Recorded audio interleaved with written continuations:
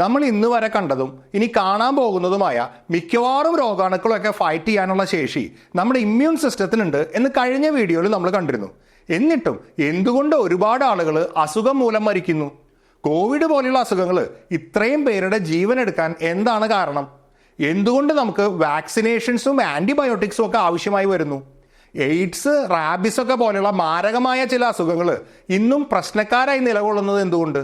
ഇങ്ങനെ ഒരുപാട് ചോദ്യങ്ങൾക്ക് നമുക്ക് ഉത്തരങ്ങൾ ആവശ്യമുണ്ട്. നമ്മുടെ ഇമ്മ്യൂൺ സിസ്റ്റത്തിലെ സ്പെഷ്യലി ട്രെയിൻഡ് കമാൻഡോസിനെ തന്നെ നിർവീര്യമാക്കുന്ന ചില വൈറസുകളുണ്ട്. പിന്നെ ചില സിനിമയിൽ പോലീസിന് പെട്ടെന്ന് കയറി ചെല്ലാൻ കഴിയാത്ത ചില ഉയർന്ന ഭരണാധികാരികളുടെ വീട്ടിൽ വില്ലൻ ഒളിച്ചിരിക്കുന്ന സാഹചര്യം കണ്ടിട്ടില്ലേ? എന്ന് പറഞ്ഞ പോലെ നമ്മുടെ ഇമ്മ്യൂൺ സിസ്റ്റത്തിന് കയറി ചെല്ലാൻ കഴിയാത്ത ചില പ്രിവിലേജ്ഡ് കോശങ്ങൾ നമ്മുടെ ശരീരത്തിലുമുണ്ട്. അത്തരം കോശങ്ങളിൽ ഒളിച്ചിരിക്കുന്ന വൈറസുകളും ഉണ്ട്.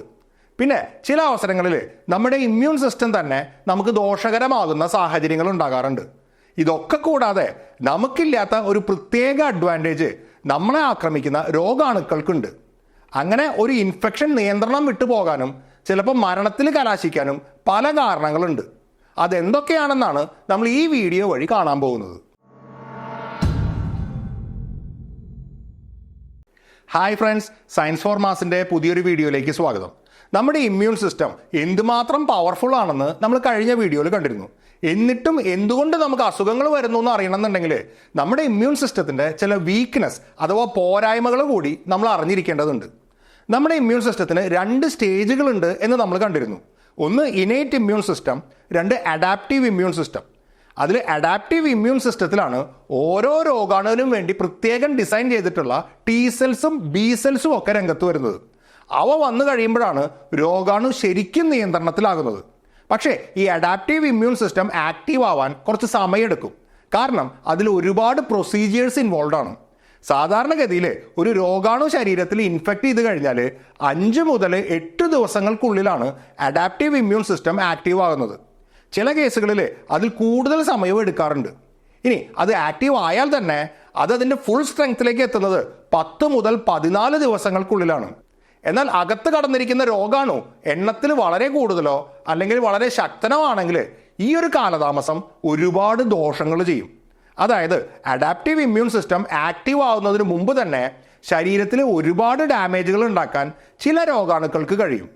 ചില അവസരങ്ങളിൽ ഇത്തരം ഡാമേജുകൾ പെട്ടെന്ന് റെക്ടിഫൈ ചെയ്യാൻ ശരീരത്തിന് കഴിയാതെ വരും. ചുരുക്കം ചില അവസരങ്ങളിൽ അത് മരണത്തിനും കാരണമാവും. ഇപ്പോൾ ഉദാഹരണത്തിന് ഇബോള വൈറസ്, നിപ്പ വൈറസ് ഒക്കെ പോലെയുള്ള വൈറസുകൾ 4-5 ദിവസങ്ങൾക്കുള്ളിൽ തന്നെ ശരീരത്തിൻ്റെ ഏറ്റവും പ്രധാനപ്പെട്ട അവയവങ്ങൾക്ക് കാര്യമായ ഡാമേജ് ഉണ്ടാക്കും. പലപ്പോഴും അഡാപ്റ്റീവ് ഇമ്മ്യൂൺ സിസ്റ്റം ആക്റ്റീവ് ആകുന്നതിന് മുമ്പ് തന്നെ രോഗിക്ക് മരണം വരെ സംഭവിക്കും. അതുകൊണ്ടാണ് ഇത്തരം വൈറസ് ഇൻഫെക്ഷൻസിൽ മരണനിരക്ക് വളരെയധികം ഉയരുന്നത്. ഇനി അത്രയ്ക്ക് ശക്തമല്ലാത്ത മറ്റു പല രോഗാണുക്കളുടെയും കാര്യം എടുക്കുകയാണെന്ന് വിചാരിക്കുക. അവിടെ മരണനിരക്ക് താരതമ്യേന കുറവായിരിക്കാം. എങ്കിലും അഡാപ്റ്റീവ് ഇമ്മ്യൂൺ സിസ്റ്റം ആക്റ്റീവ് ആവുന്നതിന് മുമ്പ് തന്നെ പലപ്പോഴും പേഷ്യൻറ്റിൻ്റെ ശരീരത്തിന് കാര്യമായ ഡാമേജുകൾ സംഭവിക്കും. ഇതുമൂലം റിക്കവറി സ്ലോ ആവും. മാത്രമല്ല ചില പെർമനൻറ്റ് ഡാമേജുകൾ നിലനിൽക്കുകയും ചെയ്യും. അതായത് അഡാപ്റ്റീവ് ഇമ്മ്യൂൺ സിസ്റ്റം ആക്റ്റീവ് ആകുന്നതിനുള്ള ഈ കാലതാമസമാണ് നമ്മുടെ ഇമ്മ്യൂൺ സിസ്റ്റത്തിൻ്റെ ഒന്നാമത്തെ പോരായ്മ. അവിടെയാണ് വാക്സിനുകൾക്ക് പ്രാധാന്യം വരുന്നത്. നമ്മളെ ഇൻഫെക്റ്റ് ചെയ്യാൻ സാധ്യതയുള്ള ഒരു രോഗാണുവിനെ നമ്മുടെ ഇമ്മ്യൂൺ സിസ്റ്റത്തിന് നേരത്തെ കൂട്ടി പരിചയപ്പെടുത്തുകയാണ് വാക്സിൻസ് ചെയ്യുന്നത്. അതുവഴി ആ രോഗാണുവിനെ ഫൈറ്റ് ചെയ്യാൻ വേണ്ട ടി സെൽസിനെയും ബി സെൽസിനെയും ശരീരം നേരത്തെ കൂട്ടി ഉണ്ടാക്കി വെക്കും. അതിൽ ചിലത് മെമ്മറി സെൽസായിട്ട് മാറി നീണ്ട കാലത്തേക്ക് ശരീരത്തിൽ നിലനിൽക്കും. ഇതേ ബാക്ടീരിയ പിന്നീട് എപ്പോഴെങ്കിലും നമ്മളെ ശരിക്കും ഇൻഫെക്റ്റ് ചെയ്യുന്ന സാഹചര്യം വന്നാൽ ആ സമയത്ത് അഡാപ്റ്റീവ് ഇമ്മ്യൂൺ സിസ്റ്റം ആക്റ്റീവ് ആകാൻ കാലതാമസം ഉണ്ടാവില്ല. ഇവിടെ പ്രത്യേകം ശ്രദ്ധിക്കേണ്ട ഒരു കാര്യം, ഈ ഒരു സാഹചര്യത്തിൽ ശരിക്കും ഇൻഫെക്ഷൻ വരുമ്പോൾ ആ രോഗാണുവിനെ ഫൈറ്റ് ചെയ്യുന്നത് നമ്മുടെ ഇമ്മ്യൂൺ സിസ്റ്റം തന്നെയാണ്, അല്ലാതെ വാക്സിൻ അല്ല. നമ്മുടെ അഡാപ്റ്റീവ് ഇമ്മ്യൂൺ സിസ്റ്റം ആക്റ്റീവ് ആകാൻ എടുക്കുന്ന കാലതാമസം ഒഴിവാക്കുക മാത്രമാണ് വാക്സിനുകൾ ചെയ്യുന്നത്. പക്ഷേ ഏതാനും ദിവസത്തെ കാലതാമസം മറികടക്കുന്നത് വഴി ഒരുപക്ഷെ മരണത്തിൽ നിന്ന് തന്നെയായിരിക്കും നമ്മൾ രക്ഷപ്പെടുന്നത്. കാരണം ആ 3-4 ദിവസത്തെ ഡിലേ ചില അസുഖങ്ങളുടെ കാര്യത്തിൽ വളരെ ക്രിട്ടിക്കലാണ്. സാധാരണ ഒരു വാക്സിൻ എടുക്കുമ്പോൾ വളരെ വീക്കായതോ ഡെഡ് ആയതോ ആയ രോഗാണുവിനെയാണ് നമ്മുടെ ശരീരത്തിലേക്ക് ഇൻജെക്ട് ചെയ്യുന്നത്. നമ്മുടെ ശരീരത്തിലെ ഇമ്മ്യൂൺ സിസ്റ്റത്തെ ട്രിഗർ ചെയ്യാൻ ഒരു രോഗാണുവിൻ്റെ ഔട്ടർ കോട്ടിങ്ങിലെ ചില പ്രോട്ടീനുകൾ മാത്രം ഉണ്ടായാൽ മതി. എന്നാൽ ഒരു രോഗാണുവിന് നമ്മുടെ ശരീരത്തിൽ മൾട്ടിപ്ലൈ ചെയ്യണമെന്നുണ്ടെങ്കിൽ അതിൻ്റെ ജനറ്റിക് മെറ്റീരിയൽ അഥവാ DNA അല്ലെങ്കിൽ RNA ഫുള്ളി ഫങ്ഷണൽ ആയിരിക്കണം. ഒരു രോഗാണുവിൻ്റെ ജനറ്റിക് മെറ്റീരിയൽ പൂർണ്ണമായോ ഭാഗികമായോ നശിപ്പിച്ച ശേഷമാണ് അതിനെ ഒരു വാക്സിനിൽ ഉപയോഗിക്കുന്നത്.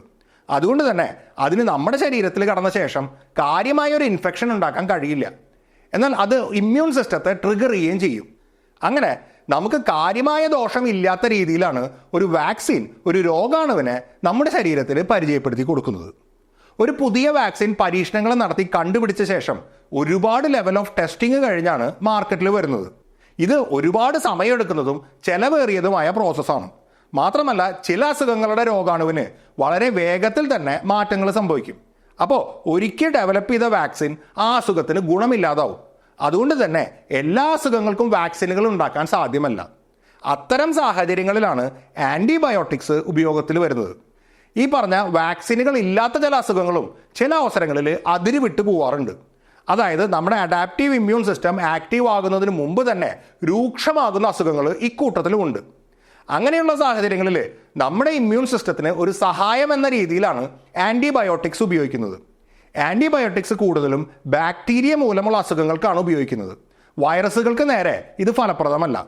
ബാക്ടീരിയകളെ നേരിട്ട് നശിപ്പിക്കുകയോ അവയെ മൾട്ടിപ്ലൈ ചെയ്യാൻ അനുവദിക്കാതിരിക്കുകയോ ആണ് ആൻറ്റിബയോട്ടിക്സ് പൊതുവെ ചെയ്യുന്നത്.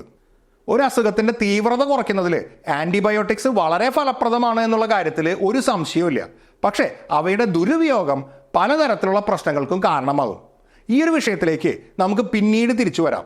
തൽക്കാലം നമ്മുടെ ഇമ്മ്യൂൺ സിസ്റ്റത്തിൻ്റെ രണ്ടാമത്തെ പ്രധാന പോരായ്മ എന്താണെന്ന് നോക്കാം. ഒരു ഇൻഫെക്ഷൻ ഉണ്ടാകുമ്പോൾ പലപ്പോഴും മരണകാരണമാകുന്നത് ആ രോഗാണു തന്നെ ആയിക്കൊള്ളണമെന്നില്ല എന്ന് ഞാൻ നേരത്തെ പറഞ്ഞിരുന്നല്ലോ. ഇത്തരത്തിലുള്ള പല സാഹചര്യങ്ങളിലും മരണകാരണമാകുന്നത് നമ്മുടെ ഇമ്മ്യൂൺ സിസ്റ്റത്തിൻ്റെ തന്നെ ഓവർ റെസ്പോൺസ് ആയിരിക്കും. നമ്മുടെ ശരീരത്തിനകത്ത് കടന്ന ബാക്ടീരിയ നമ്മുടെ നോർമൽ സെൽസുമായിട്ട് കോണ്ടാക്റ്റിൽ വരുമ്പോൾ നമ്മുടെ സെൽസ് ഒരു തരം കെമിക്കൽ അലാം സിഗ്നൽ പുറപ്പെടുവിക്കും എന്ന് പറഞ്ഞിരുന്നല്ലോ. സൈറ്റോകൈൻസ് എന്നാണ് ഇത്തരം കെമിക്കൽസിനെ വിളിക്കുന്ന പേര്. നമ്മുടെ നോർമൽ സെൽസ് മാത്രമല്ല, നമ്മുടെ ഇമ്മ്യൂൺ സെൽസും പരസ്പരം മെസ്സേജുകൾ കൈമാറുന്നതും ആക്ടിവേറ്റ് ചെയ്യുന്നതും ഒക്കെ ഇത്തരത്തിലുള്ള പലതരം സൈറ്റോകൈൻസ് ഉപയോഗിച്ചാണ്. ഇതിൽ ചില സൈറ്റോകൈൻസ് നമ്മുടെ ശരീരത്തിൽ ഇൻഫ്ലമേഷൻ അഥവാ നീർക്കെട്ടുണ്ടാക്കുന്ന സൈറ്റോകൈൻസ് ആണ്. ഒരു മുറിവിലുണ്ടാകുന്ന ഇൻഫെക്ഷനെ ഫൈറ്റ് ചെയ്യാൻ ഒരു പരിധിവരെ ഈ ഇൻഫ്ലമേഷൻ സഹായകരമാണ് എന്നുള്ളത് ശരി തന്നെയാണ്. പക്ഷെ ചില അവസരങ്ങളിൽ ഈ ഇൻഫ്ലമേഷൻ വളരെ ദോഷകരമായി തീരും. പ്രത്യേകിച്ച് നമ്മുടെ ആന്തരിക അവയവങ്ങളിലാണ് ഈ ഇൻഫ്ലമേഷൻ സംഭവിക്കുന്നത് എങ്കിൽ അത് ആ അവയവത്തിൻ്റെ പ്രവർത്തനത്തെ കാര്യമായി ബാധിക്കും. ഇപ്പോൾ കോവിഡിൻ്റെ കാര്യം എടുക്കുകയാണെങ്കിൽ ഈ ഇൻഫ്ലമേഷൻ ഉണ്ടാകുന്നത് രോഗിയുടെ ലങ്സിലാണ്. ഇത് രോഗിയുടെ ബ്രീത്ത് ചെയ്യാനുള്ള കപ്പാസിറ്റിയെ കാര്യമായിട്ട് ബാധിക്കും. അതുകൊണ്ടാണ് അയാളുടെ ബ്ലഡിലെ ഓക്സിജൻ ലെവൽ കുറയുന്നത്. ബ്ലഡിലെ ഓക്സിജൻ ലെവൽ ഒരുപാട് നേരത്തേക്ക് കുറഞ്ഞാൽ അത് ഹൈപ്പോക്സിയ എന്ന് പറയുന്ന ഒരവസ്ഥ ഉണ്ടാക്കും. ഇത് ഹാർട്ട് മുതൽ മറ്റ് പല ആന്തരിക അവയവങ്ങൾക്കും ഡാമേജ് ഉണ്ടാക്കും. ചില പേഷ്യൻസിൽ ലങ്സിലുണ്ടാകുന്ന ഈ നീർക്കെട്ടിൻ്റെ അളവ് വളരെ കൂടുതലായിരിക്കും. അതായത് ലങ്സിൻ്റെ നല്ലൊരു ഭാഗം ഫ്ലൂയിഡ്സ് കൊണ്ട് നിറയും.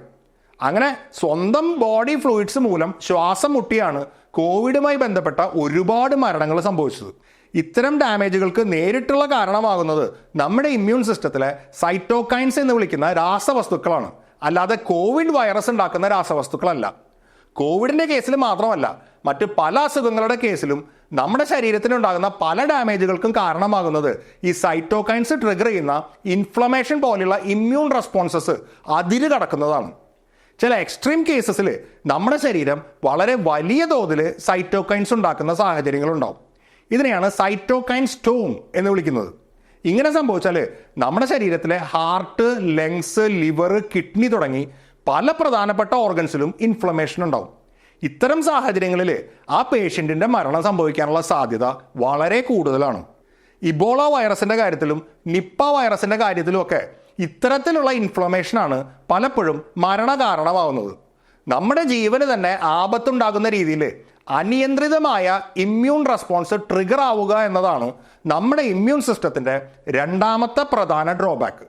വളരെ നല്ലൊരു ഇമ്മ്യൂൺ സിസ്റ്റം ഉണ്ടായിട്ടും അസുഖങ്ങൾ മൂലം ആളുകൾ മരിക്കാൻ പ്രധാന കാരണമാകുന്നത് നമ്മുടെ ഇമ്മ്യൂൺ സിസ്റ്റത്തിൻ്റെ തന്നെ നമ്മളിപ്പോൾ കണ്ട ഈ രണ്ട് ഡ്രോബാക്കുകളാണ്. ഇമ്മ്യൂൺ സിസ്റ്റത്തിൻ്റെ ഓവർ റിയാക്ഷൻ പലപ്പോഴും മരണകാരണമാകാറുണ്ടെങ്കിലും എല്ലാ അസുഖങ്ങളുടെയും കാര്യത്തിൽ അങ്ങനെ ആയിക്കൊള്ളണമെന്നില്ല കേട്ടോ. രോഗാണു നേരിട്ടുണ്ടാക്കുന്ന ഡാമേജുകൾ മൂലവും മരണം സംഭവിക്കുന്ന അസുഖങ്ങളുണ്ട്. ഇപ്പോൾ ഉദാഹരണത്തിന് ടെറ്റനസ് എന്ന അസുഖത്തിൻ്റെ കാര്യം തന്നെ എടുക്കാം. അതിന് കാരണമാകുന്ന ബാക്ടീരിയ നമ്മുടെ ശരീരത്തിൽ ടെറ്റനസ് ടോക്സിൻ എന്നറിയപ്പെടുന്ന ഒരു വിഷം ഉണ്ടാക്കും.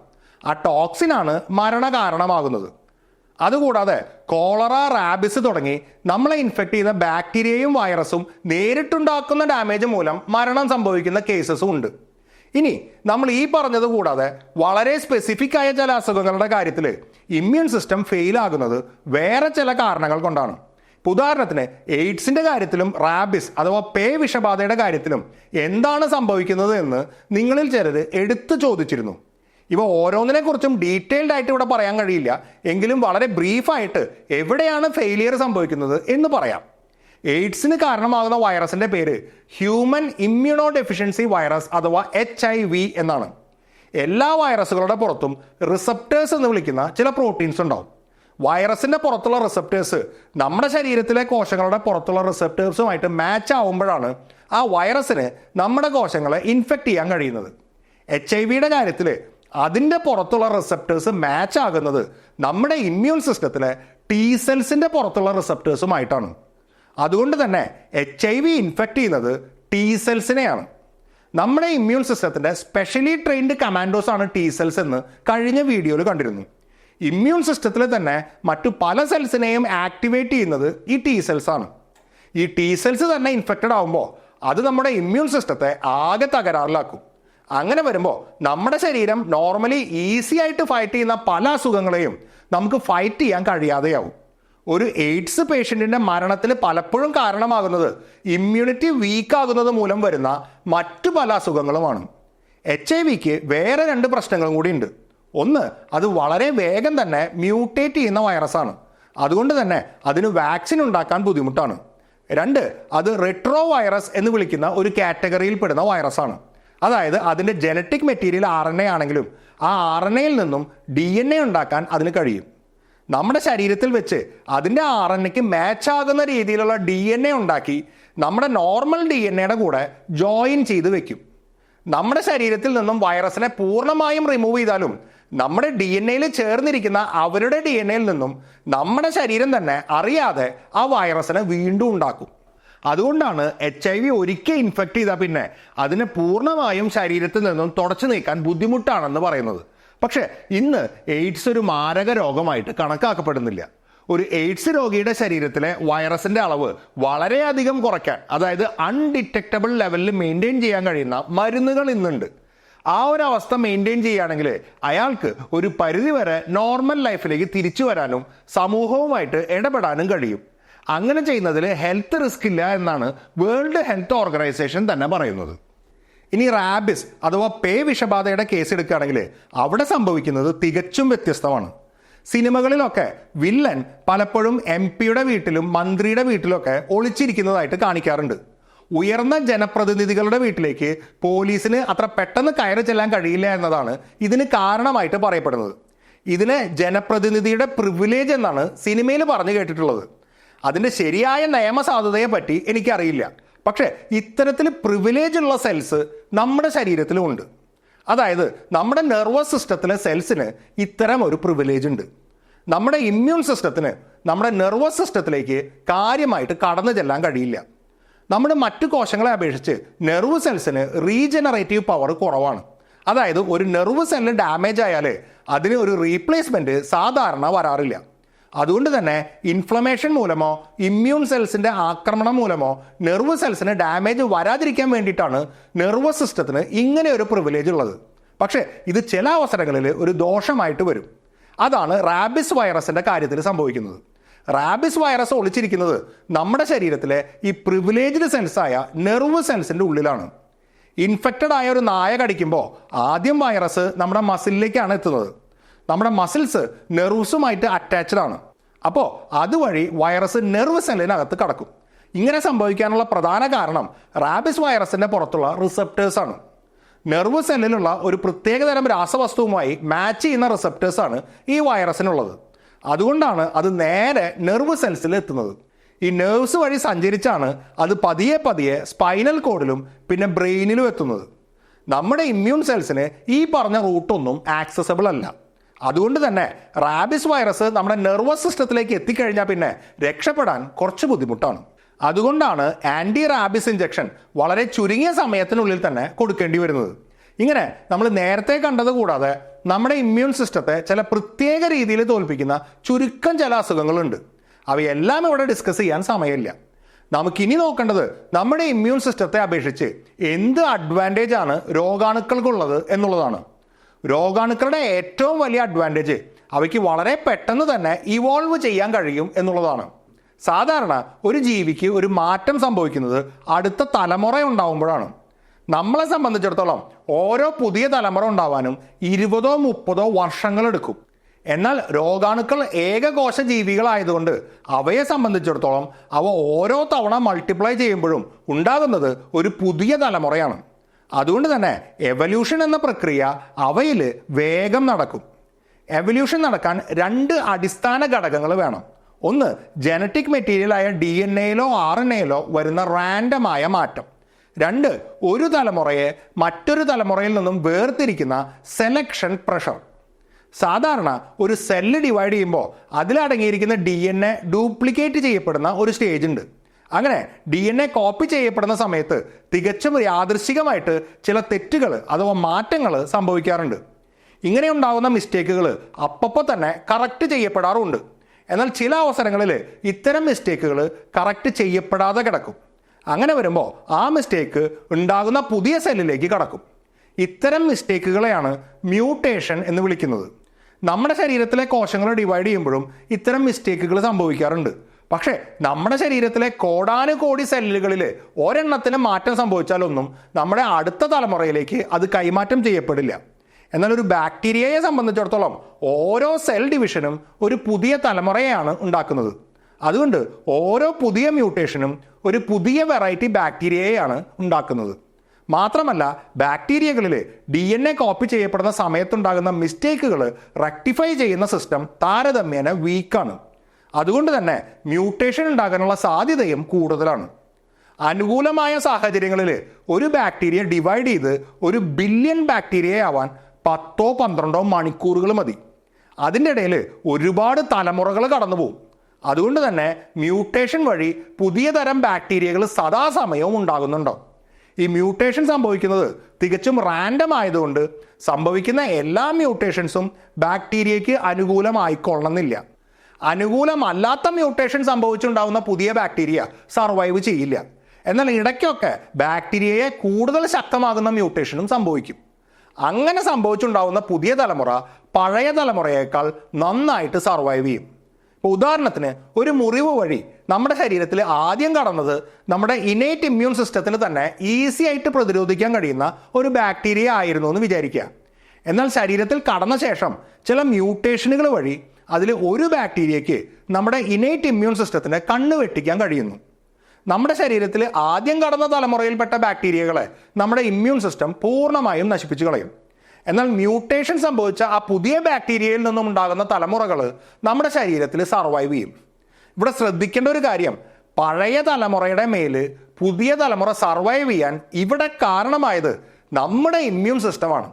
അതായത് ആ ബാക്ടീരിയയ്ക്ക് ഈ മ്യൂട്ടേഷൻ സംഭവിച്ചത് നമ്മുടെ ശരീരത്തിൽ വെച്ചല്ല, മറിച്ച് ഒരു ചെളിക്കുണ്ടിൽ കിടക്കുമ്പോഴാണെന്ന് വിചാരിക്കുക. അങ്ങനെ വരുമ്പോൾ ഈ ഒരു പർട്ടിക്കുലർ മ്യൂട്ടേഷൻ കൊണ്ട് ആ പുതിയ ബാക്ടീരിയയ്ക്ക് പ്രത്യേകിച്ച് ഒരു അഡ്വാൻറ്റേജും കിട്ടില്ലായിരുന്നു. നമ്മുടെ ശരീരത്തിൽ വെച്ച് സംഭവിച്ചത് കൊണ്ടാണ് അതിന് മുൻപത്തെ തലമുറയേക്കാൾ ഒരു അഡ്വാൻറ്റേജ് കിട്ടിയത്. ഇതിനെയാണ് സെലക്ഷൻ പ്രഷർ എന്ന് വിളിക്കുന്നത്. ഇവിടെ നമ്മുടെ ഇമ്മ്യൂൺ സിസ്റ്റം കൊടുത്ത സെലക്ഷൻ പ്രഷറാണ് പുതിയ തലമുറയ്ക്ക് പഴയ തലമുറയുടെ മേൽ ഒരു അഡ്വാൻറ്റേജ് കൊടുത്തത്. ആ സെലക്ഷൻ പ്രഷറാണ് പുതിയൊരു ബാക്ടീരിയ വെറൈറ്റിയെ ഉണ്ടാക്കിയത്. ഒരു പുതിയ ബാക്ടീരിയ എവല്യൂഷൻ വഴി ഉണ്ടാകുന്നതിൻ്റെ ഒരു ഉദാഹരണമാണ് നമ്മളിപ്പോൾ കണ്ടത്. കോവിഡ് മഹാമാരിയുടെ സമയത്ത് alpha, beta, gamma, delta, Omicron എന്നിങ്ങനെ പല വേരിയന്റുകൾ വന്നിരുന്നു. ഒരു രോഗാണുവിൽ എവല്യൂഷൻ സംഭവിക്കുന്നതിൻ്റെ ലൈവ് എക്സാമ്പിളാണ് നമ്മൾ അന്ന് കണ്ടത്. അങ്ങനെ വളരെ വേഗത്തിൽ ഇവോൾവ് ചെയ്യാൻ കഴിയുമെന്നതാണ് നമ്മളെ അപേക്ഷിച്ച് രോഗാണുക്കൾക്കുള്ള ഏറ്റവും വലിയ അഡ്വാൻറ്റേജ്. അതിൽ തന്നെ ചില രോഗാണുക്കളിൽ ഈ ഒരു പ്രോസസ്സ് വളരെ ഫാസ്റ്റാണ്. അതിന് ഏറ്റവും വലിയ ഉദാഹരണമാണ് ഫ്ലൂ അഥവാ ജലദോഷത്തിൻ്റെ വൈറസ്. സാധാരണ ഒരു വൈറൽ ഇൻഫെക്ഷൻ ഒരിക്കൽ വന്ന് അതിനെ അഗൻസ്റ്റ് ആയിട്ട് നമ്മൾ ഇമ്മ്യൂണിറ്റി ഡെവലപ്പ് ചെയ്ത് കഴിഞ്ഞാൽ അതേ വൈറസ് നമ്മളെ രണ്ടാമതും ഇൻഫെക്റ്റ് ചെയ്യാനുള്ള സാധ്യത വളരെ കുറവാണ്. എന്നാൽ നമുക്കെല്ലാവർക്കും ഒരുപാട് തവണ ജലദോഷം വന്നിട്ടുണ്ടാവും. ഇതിന് പ്രധാന കാരണം എന്താണെന്ന് വെച്ചാൽ ഫ്ലൂ വൈറസിന് മ്യൂട്ടേഷൻ വളരെ വേഗം സംഭവിക്കുന്നത് കൊണ്ട് ഓരോ തവണയും നമ്മളെ ഇൻഫെക്റ്റ് ചെയ്യുന്ന ഫ്ലൂ വൈറസ് വ്യത്യസ്തമാണ്. അതുകൊണ്ടാണ് നമ്മുടെ ഇമ്മ്യൂൺ സിസ്റ്റത്തിന് അതിനെ തടയാൻ കഴിയാത്തത്.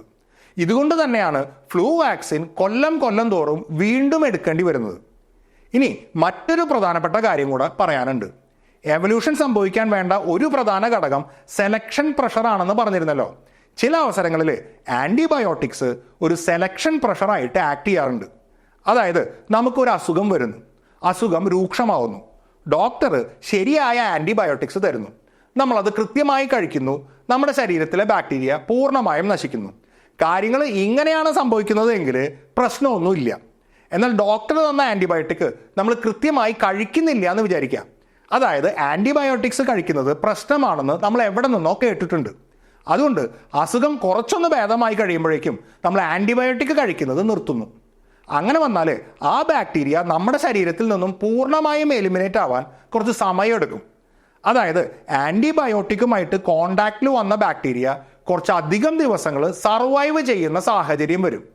അങ്ങനെ വന്നാൽ ആ പർട്ടിക്കുലർ ആൻറ്റിബയോട്ടിക്കിനെ ചെറുക്കാൻ സാധിക്കുന്ന ഒരു പുതിയ ബാക്ടീരിയ നമ്മുടെ ശരീരത്തിൽ വെച്ച് ഇവോൾവ് ചെയ്യാൻ ഒരു സാധ്യതയുണ്ട്.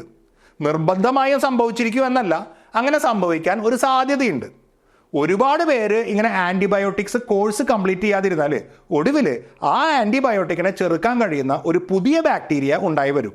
അതുകൊണ്ട് ആൻറ്റിബയോട്ടിക് കഴിക്കുന്നുണ്ടെങ്കിൽ എന്തായാലും അതിൻ്റെ കോഴ്സ് കംപ്ലീറ്റ് ചെയ്തിരിക്കണം. അല്ലെങ്കിൽ അത് സമൂഹത്തിനോട് തന്നെ നമ്മൾ ചെയ്യുന്ന ഒരു ദ്രോഹമാണ്. കാരണം ആൻറ്റിബയോട്ടിക് റെസിസ്റ്റൻസ് ഉള്ള ഒരു പുതിയ ബാക്ടീരിയ ഡെവലപ്പ് ചെയ്ത് വരാൻ അറിയാതെയാണെങ്കിലും നമ്മൾ കാരണമാവുകയാണ് ചെയ്യുന്നത്. ഇനി ഡോക്ടറോട് കൺസൾട്ട് ചെയ്യാതെ നമ്മൾ സ്വന്തം ഇഷ്ടത്തിന് ഒരു ആൻറ്റിബയോട്ടിക്സ് മേടിച്ച് കഴിച്ചു എന്ന് വിചാരിക്കുക. അത് നമ്മളെ ഇൻഫെക്റ്റ് ചെയ്തിരിക്കുന്ന ബാക്ടീരിയയ്ക്ക് അനുയോജ്യമായ ആൻറ്റിബയോട്ടിക്സ് അല്ലാതിരിക്കുകയോ നമ്മൾ കഴിച്ച ഡോസേജ് ശരിയല്ലാതിരിക്കുകയോ ചെയ്താലും ഇതേ പ്രശ്നം സംഭവിക്കാം. അതുകൊണ്ടാണ് ആൻറ്റിബയോട്ടിക്സിൻ്റെ ഉപയോഗം വളരെ സൂക്ഷിച്ച് മാത്രം ചെയ്യേണ്ട കാര്യമാണ് എന്ന് പറയാൻ കാരണം. എന്ന് കരുതി ആൻറ്റിബയോട്ടിക്സ് കഴിക്കരുത് എന്നല്ല. ഒരു അസുഖം രൂക്ഷമായാൽ ആൻറ്റിബയോട്ടിക്സ് കഴിക്കുന്നത് വഴി നമ്മുടെ ഇമ്മ്യൂൺ സിസ്റ്റത്തെ ഒന്ന് സഹായിച്ചു കൊടുക്കുന്നതിൽ കുഴപ്പമൊന്നുമില്ല. പക്ഷേ ഡോക്ടറുടെ നിർദ്ദേശപ്രകാരം നമ്മളുടെ അസുഖത്തിനുള്ള ശരിയായ ആൻറ്റിബയോട്ടിക് കറക്റ്റ് ഡോസേജിൽ കഴിക്കണമെന്ന് മാത്രം. ഈ ഒരു വീഡിയോ വഴി നമ്മുടെ ഇമ്മ്യൂൺ സിസ്റ്റം എവിടെയൊക്കെയാണ് പരാജയപ്പെടുന്നത് എന്നുള്ളതിൻ്റെ ഒരു ചെറിയ ധാരണ നിങ്ങൾക്ക് കിട്ടിക്കാണുമെന്ന് കരുതുന്നു. ഈ വീഡിയോ നിങ്ങൾക്ക് ഇഷ്ടമായെങ്കിൽ അത് ലൈക്കും ഷെയറും ചെയ്യാം. ഇതുപോലുള്ള കൂടുതൽ വീഡിയോകൾക്കായി ഈ ചാനൽ സബ്സ്ക്രൈബ് ചെയ്യുകയും ബെൽ ഐക്കൺ എനേബിൾ ചെയ്യുകയും ചെയ്യാം. ഓർക്കുക, ഒരറിവും ചെറുതല്ല. അറിഞ്ഞിട്ടിപ്പോൾ എന്താ ഗുണം എന്ന ചോദ്യത്തിനും പ്രസക്തിയില്ല. അറിവ് അറിവിൽ തന്നെ പൂർണ്ണമാണ്. Thank you.